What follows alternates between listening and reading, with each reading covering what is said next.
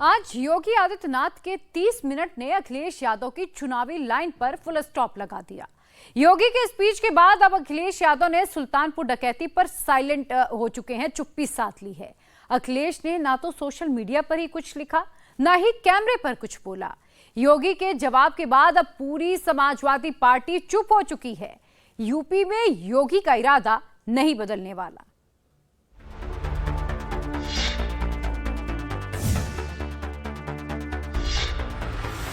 बेटी और व्यापारी की सुरक्षा पर जो खतरा पैदा करते थे वे सभी गायब हो गए और जो बचे हैं वे भी अपनी अंतिम यात्रा की तैयारी कर रहे होंगे।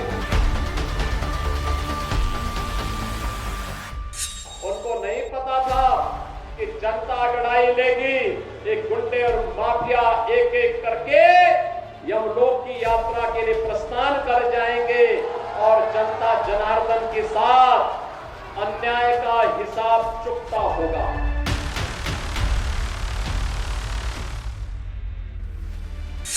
याद करिए 17 के पहले, याद करिए 17 के पहले पुलिस पहले भागती थी, पीछे पीछे गुंडे दौड़ाते थे। आज 17 के बाद उल्टा हो गया है। अब गुंडा और माफिया भाग रहा है, पुलिस उसको दौड़ा रही है और अगर उसने कहीं कोई दुस्साहस किया तो फिर वहीं पे राम नाम सत्य है, यह भी तय हो जाता है। 7 साल में अतीक अहमद का साम्राज्य खत्म, 7 साल में मुख्तार अंसारी का खौफ खत्म, 7 साल में यूपी से माफिया खत्म, 7 साल में नकल माफिया भी खत्म। अब आगे क्या होगा उसकी लिस्ट भी तैयार है। नाम के आगे यादव लिखा हो, नाम के आगे ठाकुर लिखा हो, सरनेम चाहे कुछ भी हो, लेकिन नाम के आगे अगर अपराधी वाला लेबल लगा तो फिर यूपी में अंजाम एक ही होगा। एक माफिया शागिर्द को, किसी डकैत को जो पुलिस मुठभेड़ में मारा जाता है, जब मारा जाता है तो इनकी दुखती हुई नस पर जैसे पुलिस ने उंगली रख दी हो तब ये चिल्लाने लगते हैं। आप मुझे बताओ जो डकैत पुलिस मुठभेड़ में मारा गया, जो मारा गया, अगर वह डकैत जैसे हथियारों का प्रदर्शन करते हुए डकैती डाल रहा है, वहां ग्राहक भी बैठे हैं, ग्राहकों को खड़ा करके एक तरफ करके अगर गोली मार देता तो क्या उनकी जान को ये समाजवादी पार्टी वापस कर पाती क्या? और वो किसी भी जाति के हो सकते थे। ग्राहक वो यादव भी हो सकता था, दलित भी हो सकता था, किसी भी जाति का हो सकता था। कोई कितनी भी राजनीति कर ले, कितना भी हल्ला मचा ले, लेकिन यूपी में जो कानून की लक्ष्मण रेखा को पार करेगा उसे बख्शा नहीं जाएगा। योगी मॉडल ना बदला था, ना बदलेगा। याद करिए जब मार्च 17 में सरकार बनी थी और सरकार बनते ही मैंने कहा था अगर किसी भूमाफिया ने किसी गरीब की, किसी व्यापारी की, किसी सरकारी जमीन पर कब्जा कर रखा है तो 24 घंटे के अंदर खाली कर ले।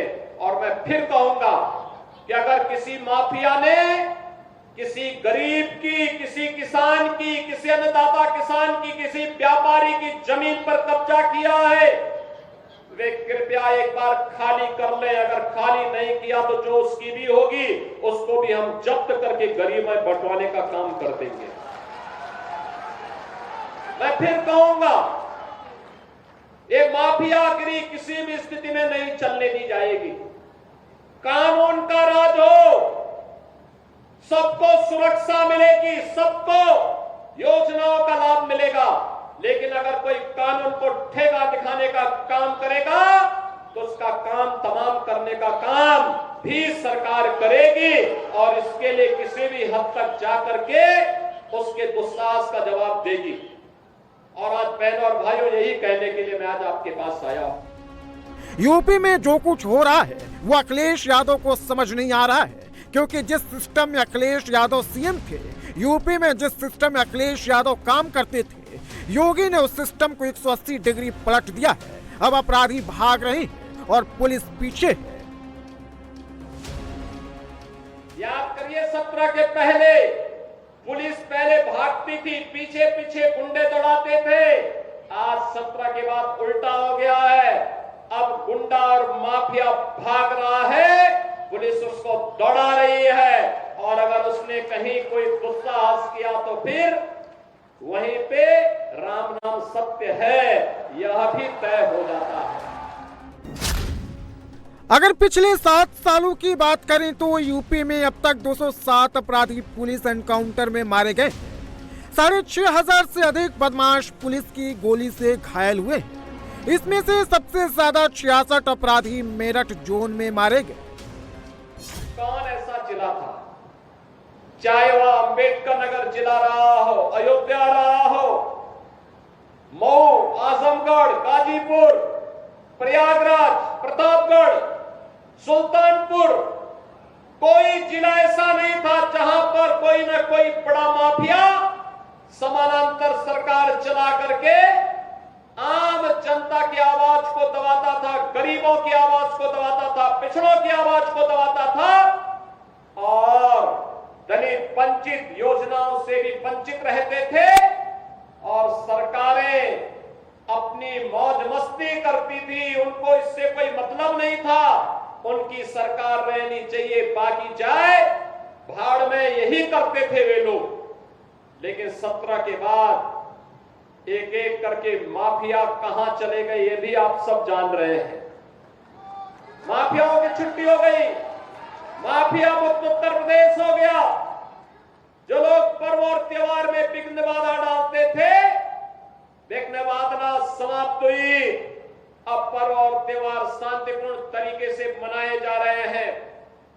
बेटी और व्यापारी की सुरक्षा पर जो खतरा पैदा करते थे वे सभी गायब हो गए और जो बचे हैं वे भी अपनी अंतिम यात्रा की तैयारी कर रहे होंगे। अगर आप पिछले 1 महीने की अखिलेश यादव की टाइमलाइन देखेंगे तो आपको अखिलेश की टाइमलाइन पर सबसे ज्यादा जाति वाले ट्वीट ही दिखेंगे। पिछले 1 महीने में कई बार रेप केस हुए, लेकिन हर केस में अखिलेश यादव मंगेश यादव की तरह फ्रंट फुट पर नहीं है। और यही बात अब अखिलेश यादव और पूरी समाजवादी पार्टी को बैकफुट पर कर देगी। अगर डकैत हत्या करके भाग गए और पुलिस के पास सुराग नहीं मिलती तो यही लोग बोलते देखिए साहब अराजकता है। और अगर पुलिस ने पकड़ लिया, कार्रवाई कर दी और फिर मुठभेड़ में, आपसी मुठभेड़ में डकैत मारा जा रहा है तो समाजवादी पार्टी को बुरा लग रहा है। कह रहे साहब ये नहीं होना चाहिए था। तो क्या होना चाहिए था, पूछना चाहिए। थोड़ा पूछिए इन लोगों से क्या होना चाहिए था। क्या एक निषाद बेटी के साथ जो इन्होंने अयोध्या में, क्या समाजवादी पार्टी के नेता ने, क्या ये ठीक था? क्या एक निषाद बेटी की इज्जत के साथ खिलवाड़ समाजवादी पार्टी के लोग करते हैं? हमारा मंत्री डॉक्टर संजय निषाद वहां जाकर के उस बेटी की हालत देख करके रो पड़ा था और इस कह रहा था ये है निषादों के साथ समाजवादी पार्टी का कृत्य।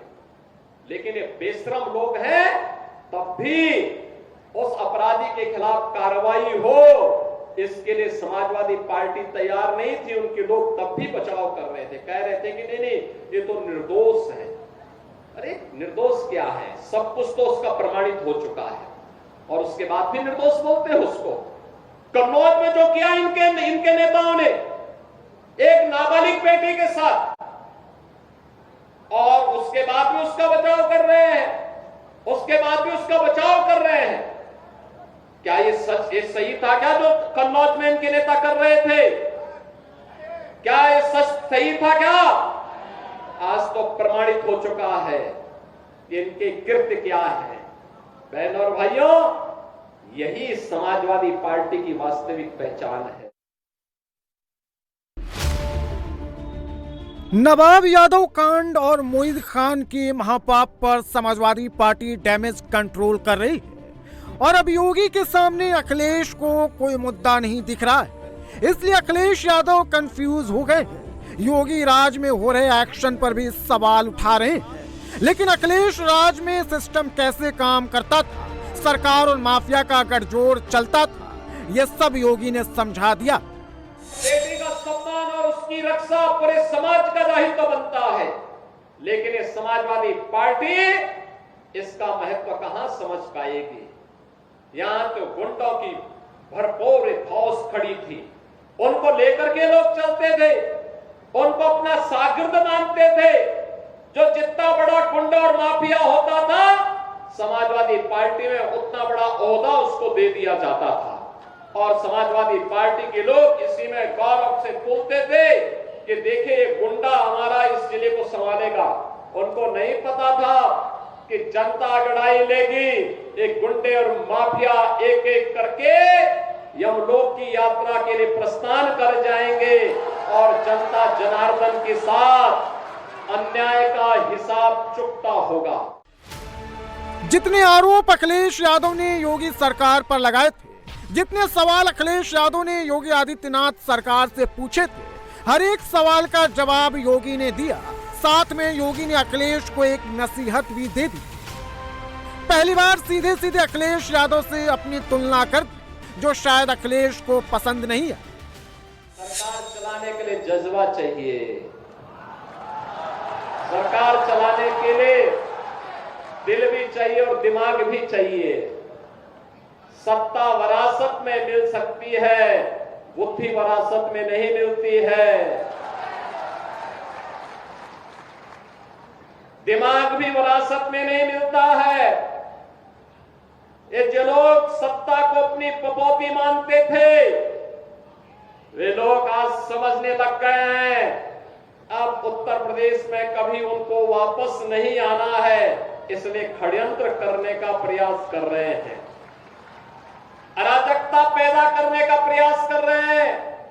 उनका विकास से कोई लेना देना नहीं, उनका रोजगार से कोई लेना देना नहीं, उनका अन्नदाता किसानों से कोई लेना देना नहीं। बेटी की सुरक्षा हो, इससे उनका दूर दूर का कोई रिश्ता नहीं।